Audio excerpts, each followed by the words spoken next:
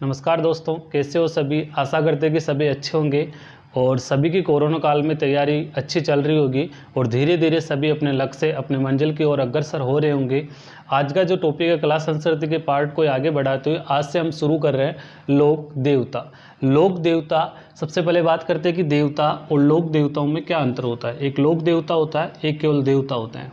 देवता जो ब्रह्मा विष्णु महेश जो सृष्टि द्वारा रचित होते हैं, जबकि लोक देवता वो होते हैं जो हमारे जैसे ही साधारण मनुष्य धरती पे जन्म लेते हैं और अपने भक्ति अपने कर्मों के बल पर लोगों में पूजनीय हो जाते हैं। उनको लोक देवता या देवी के नाम से जाना जाता है।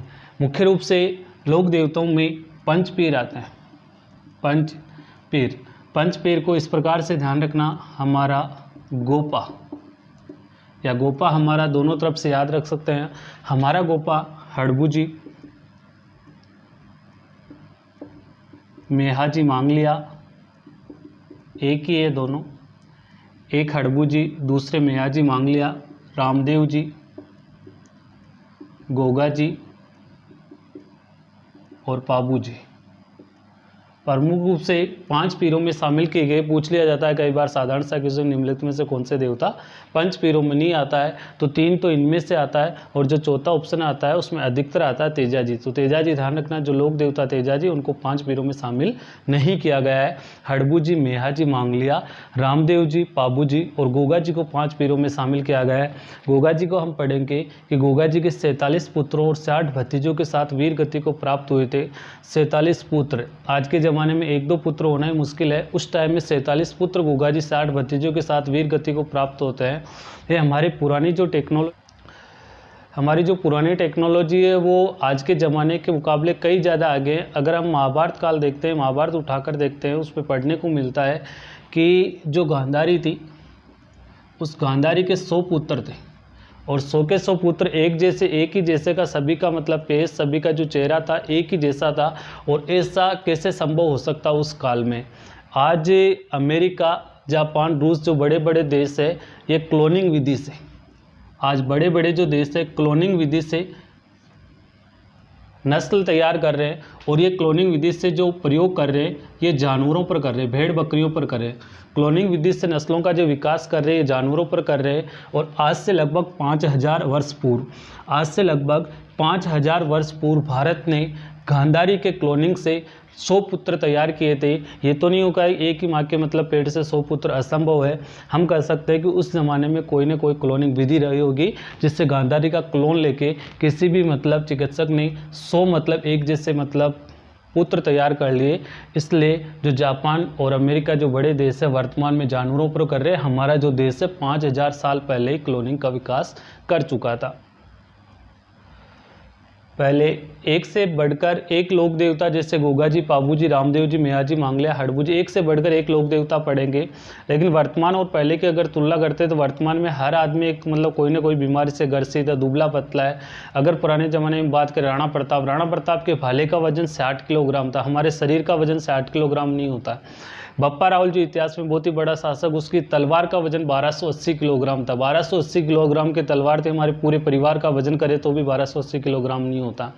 ये सबका रीज़न है हमारा जो खान पान है। हम आजकल जो छोटे बच्चे होते हैं, इन छोटे बच्चों को कहते हैं कि दूध पिलाना चाहिए। हम दूध की जगह तो कुरकुरे और टेढ़े मेढ़े खिलाते हैं तो उनका शरीर भी टेढ़ा मेढ़ा ही रहता है। इसलिए पुराने के ज़माने में खान पान ही ऐसा था कि वहाँ इतने मजबूत या इतने जो सूरवीर राजस्थान में या भारत में पैदा हुई। सबसे पहले हम शुरू करते हैं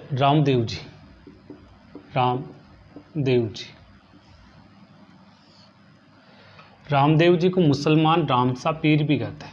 रामसा पीर के नाम से भी जाने जाता है। जबकि हिंदू इनकी पूजा श्री कृष्ण अवतार में की जाती है। हिंदू इसे श्री कृष्ण के अवतार मानते हैं, जबकि मुसलमान इनको रामसा पीर के अवतार के रूप में पूजा जाता है। रामदेव जी का जहाँ समाधि स्थल है रूणीचा में, उसको राम सरोवर की पाल कहते हैं। राम सरोवर की पाल। रामदेव जी का जहाँ पे समाधि स्थल रूणीचा में मुख्य मंदिर है, उसको राम सरोवर पाल के नाम से भी जाना जाता है।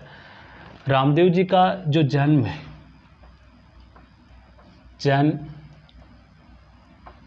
भाद्रपद शुक्ला द्वितीया को शिव तहसील बाड़मेर का एक गांव है उड़कसमेर गांव। उड़कसमेर गांव शिव तहसील बाड़मेर में भाद्रपद शुक्ला द्वितीया को इनका जन्म हुआ था। इनकी माता का नाम मेणादे। मेणादे जो थे वो अर्जुन वंशज माने जाते हैं, जबकि पिताजी अजमल जी ये तंवर वंशीय थे। पूछा गया एग्जाम में कि रामदेव जी के पिताजी अजमल दे किस वंश से थे? तंवर वंश से। माता मेणादे अर्जुन वंश से थी। इनकी पत्नी का नाम नेतल दे था, अमरकोट पाकिस्तान की थी। अमरकोट पाकिस्तान मतलब रामदेव जी का जो ससुराल था वो अमरकोट पाकिस्तान में था। अमरकोट पाकिस्तान में राजपूतों के एक गोत्र निवास करते सोडा, जो आज भी उसी राजपूती ठाट से रहा करते थे जिस प्रकार से राजपूत रहा करते थे। नेतल दे हर के आगे दे इसलिए लगा, दे का मतलब होता है देवी, सम्मानजनक शब्द है। इसके अलावा इनकी जो बहन थी, सगी बहन, उसका नाम था सुगना। सुगना का विवाह पुंगलगढ़ का एक राजा था, पुंगलगढ़ जो बीकानेर में, इसका नाम था विजय सिंह। पुंगलगढ़ के राजा विजय सिंह के साथ रामदेव जी ने अपनी बहन सुगना का विवाह किया था, लेकिन सुगना को ये दुख या अच्छे तरह से नहीं रखने के कारण सुना होगा आपने कि बीरा मारा आची रे परणाई पुंगलगढ़ माइया, कोई ने सुने मारी किने सुनाऊं। ऐसे गीत सुगना बाई अपने रामदेव जी बीरा के लिए गाया करती थी, क्योंकि विजय सिंह द्वारा इसको बहुत ही दुख दिए गए थे। आगे हम देखते हैं कि इनकी जो धर्म बहन थी, धर्म बहन का नाम था डालीबाई, और डालीबाई मेघवाल जाति की थी। और मेघवाल जाति के जो रामदेव जी के भक्त हैं वो रीखिया कहलाते हैं। मेघवाल जाति के जो रामदेव जी के भक्त हैं वो रीखिया कहलाते हैं। इनके घोड़े का नाम नीला घोड़ा था, नीला घोड़ा, नीला घोड़ा था, लेकिन इसका जो रंग था वो सफ़ेद था, ध्यान रखना। रामदेव जी के घोड़े का नाम नीला था, लेकिन जो इसका कलर था वो वाइट था। इसके अलावा रामदेव जी के बारे में उल्लेख मिलता है कि रामदेव जी का जो मेला है वो मेला रूणेचा जैसलमेर में, रूणेचा जैसलमेर में भाद्रपद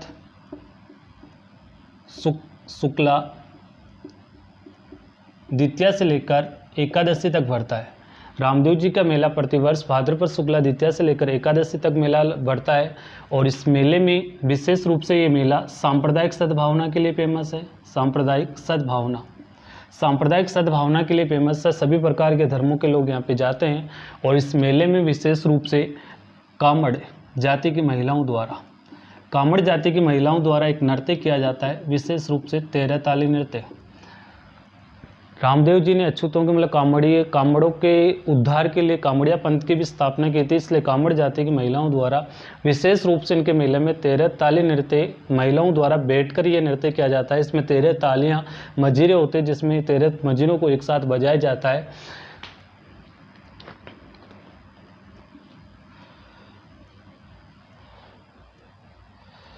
रामदेव जी के जो वंशज होते हैं, रामदेव जी के वंशज कभी भी शव को जलाते नहीं हैं, दफनाते हैं। रामदेव जी के वंशज हमेशा शव को जलाएंगे नहीं, हमेशा दफनाते हैं।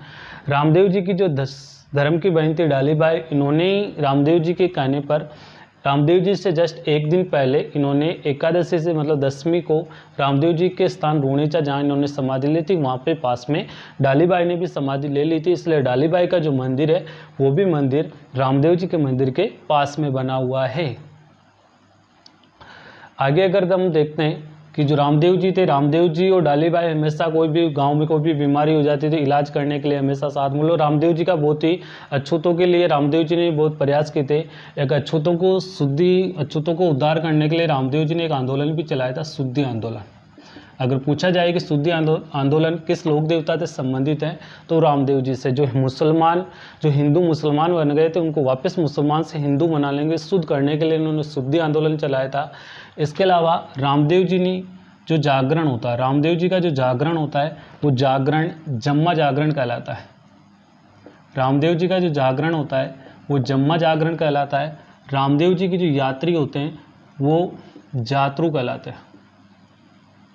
रामदेव जी के जो यात्री होते हैं वो जातरू कहलाते हैं। उनका जागरण रात्रि जागरण होता है तो जम्मा जागरण के नाम से जाना जाता है। इसके अलावा रामदेव जी एकमात्र लोक देवता थे जो कवि भी थे, और इनकी पुस्तक है 24 बाणियाँ। 24 बाणियाँ एक पुस्तक है जो बहुत ही फेमस है। एकमात्र लोक देवता जो कवि भी थे रामदेव जी, जिनकी पुस्तक है 24 बाणियाँ।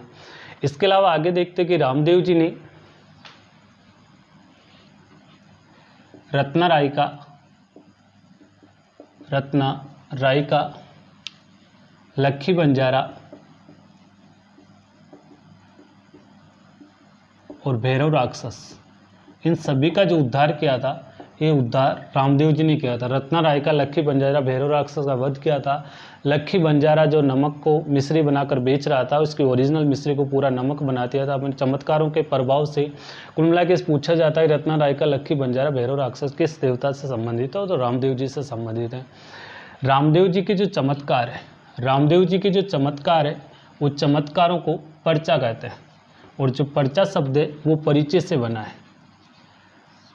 भाई था, बड़े भाई का नाम था वीरमदेव, और वीरमदेव और रामदेव जब दोनों आपस में छोटे थे, तो जब झगड़ रहे थे, लड़ाई कर रहे थे,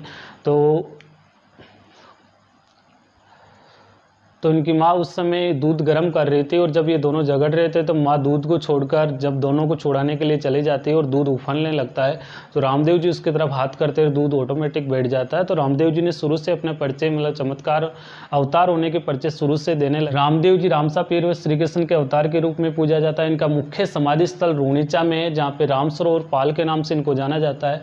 इनका जन्म भाद्रपद शुक्ला द्वितीया को शिव तहसील बाड़मेर उड़का स्मेर गाँव में हुआ था।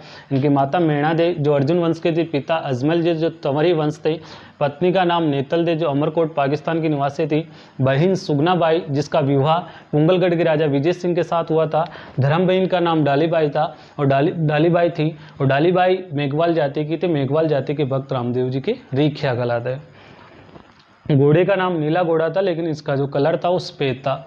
रामदेव जी का मेला रूणीचा जैसलमेर में भाद्रपद शुक्ला द्वितीया से लेकर एकादशी तक पड़ता है, क्योंकि एकादशी को उन्होंने समाधि ली थी, द्वितीया को इनको जन्म हुआ था। सांप्रदायिक सद्भावना के लिए फेमस है। इस मेले में विशेष रूप से कामड़ जाति की महिलाओं द्वारा बैठकर हमेशा 13 ताली नृत्य किया जाता है, और 13 ताली नृत्य का जो उद्गम है, ये उद्गम ध्यान रखना पादरना गाँव से माना जाता है। पादरना गाँव पाली, ये नृत्य जैसलमेर का फेमस है, लेकिन इसका उद्गम पादरना गांव पाली से माना जाता है। कामड़िया पंथ की स्थापना की थी, शुद्धि आंदोलन इन्होंने चलाया था, जागरण जम्मा जागरण कहलाता है, यात्री जातरू कहलाते हैं। रूणीचा जैसलमेर में मेला रख एकमात्र कवि भी थे जिन्होंने 24 बाणियाँ पुस्तक लिखी थी। रत्ना रायका, लक्खी बंजारा, भैरव राक्षस इनसे संबंधित है। देखते हैं कि रामदेव जी के जो मंदिर है, उस मंदिर को देवरा कहते हैं। रामदेव जी का मंदिर देवरा कहलाता है। इनकी जो पंचरंगी ध्वजा होती, 5 रंगों की ध्वजा, उस ध्वजा को नेजा कहते हैं। पंचरंगी जो ध्वजा होती, नेजा एक भीलवाड़ा का फेमस नृत्य भीलों द्वारा विशेष रूप से किया जाता है, जबकि नेजा रामदेव जी की पंचरंगी ध्वजा को भी कहते हैं। इसके अलावा रामदेव जी का जो प्रतीक चिन्ह है, प्रतीक चिन्ह, वो पगले है। कई जगह इनकी पगले मतलब पैर के चिन्हों की या पैरों की पूजा की जाती है। रामदेव जी का जो प्रतीक चिन्ह है वो पगला है। इसके अलावा बात करें, इसके अलावा रामदेव जी के जो अन्य मंदिर है, अन्य मंदिर जैसे मसूरिया पहाड़ी पड़ती है पश्चिमी जोधपुर, या कह सकते हैं जोधपुर में। बिराटिया पाली में, सुरताखेड़ा